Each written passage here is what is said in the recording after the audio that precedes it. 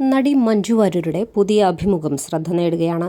ജീവിതത്തിൽ സമാധാനത്തിനും സന്തോഷത്തിനും പ്രാധാന്യം നൽകുന്നതിനെക്കുറിച്ചും നെഗറ്റീവായ കാര്യങ്ങൾ അവഗണിക്കുന്നതിനെക്കുറിച്ചുമാണ് സ്റ്റേ ട്യൂൺഡ് വിത്ത് രമ്യ എന്ന യൂട്യൂബ് ചാനലിൽ മഞ്ജു വാര്യർ സംസാരിച്ചത്. ചില സമയത്ത് ഞാൻ അമിതമായി ചിന്തിച്ച് എവിടെയോ പോകും, പിന്നെ തിരിച്ചു വരും. ചില സമയത്ത് എന്തെങ്കിലും നോക്കിയിരിക്കും. ഇതൊന്നും മനഃപൂർവ്വം ചെയ്യുന്നതല്ല.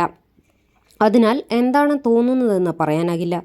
നെഗറ്റിവിറ്റിയും പ്രശ്നങ്ങളും നടക്കുമ്പോൾ അത് ബാധിക്കാതിരിക്കുന്നതിനെക്കുറിച്ചും മഞ്ജു വാര്യർ സംസാരിച്ചു. ഒരിടത്ത് പ്രശ്നം നടക്കുമ്പോൾ ഒരു സ്റ്റെപ്പ് പുറകിലോട്ട് പോയി കാര്യങ്ങൾ മുഴുവനായി നോക്കുക. എത്ര ബാലിശമാണ് കാര്യങ്ങളെന്ന് തിരിച്ചറിയും.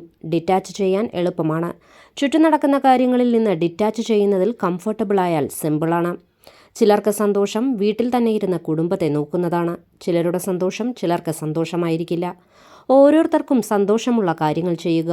ഒരാളെ എത്ര ഉപദേശിച്ചാലും അവരവരുടെ അനുഭവങ്ങൾ വഴിയാണ് അവർ പെരുമാറുക. ഞാൻ മാറാൻ വേണ്ടി ഒന്നും ചെയ്തിട്ടില്ല. ഡിറ്റാച്ച് ചെയ്യുകയോ മെഡിറ്റേറ്റ് ചെയ്യുകയോ ഒന്നും. എങ്ങനെയൊക്കെയോ ഞാൻ ഇങ്ങനെയായി. അത് ശരിയാണോ തെറ്റാണോ എന്നെനിക്കറിയില്ല. ഇങ്ങനെയായിരിക്കുന്നത് ശരിയല്ലെന്ന് വിചാരിക്കുന്നവർ ഒരുപാട് പേരുണ്ട്. ആ അഭിപ്രായത്തെയും താൻ ബഹുമാനിക്കുന്നെന്നും മഞ്ജു വാര്യർ പറഞ്ഞു. അടുത്ത കാലത്തായി മഞ്ജു വാര്യർക്ക് വന്ന കുറ്റപ്പെടുത്തലുകൾക്ക് മറുപടിയാണ് ഇതെന്ന് കരുതുന്നവരുണ്ട്. മകൾ മീനാക്ഷി ഒപ്പമില്ലാത്തതെന്ത്? മഞ്ജുവായിരുന്നു ശരിയെങ്കിൽ അമ്മയൊപ്പം ഉണ്ടാകേണ്ടതല്ലേ?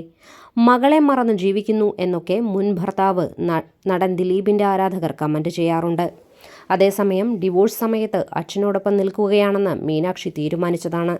മകളുടെ തീരുമാനം മഞ്ജു അംഗീകരിക്കുകയും ചെയ്തു.